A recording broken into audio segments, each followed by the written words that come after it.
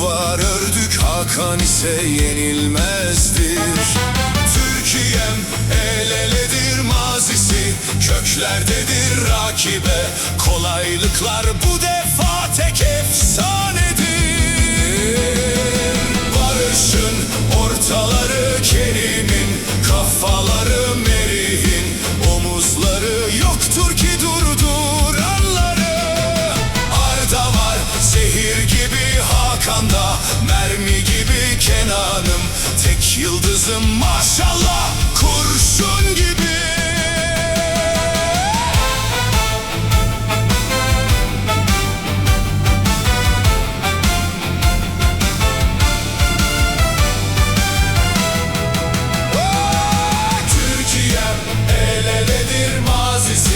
Köklerdedir rakibe kolaylıklar bu defa tek efsanedir.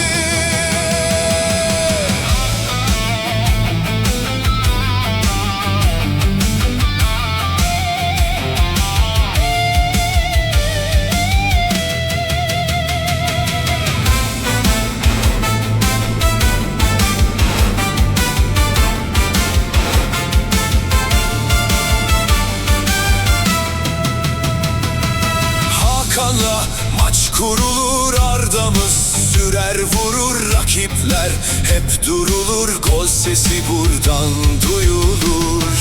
Uğurcan kalededir, Abdülkerim geçilmezdir. Merih'le duvar ördük, Hakan ise yenilmezdir. Barışın ortaları Kerim'in, kafaları Merih'in, omuzları yoktur ki durduranları.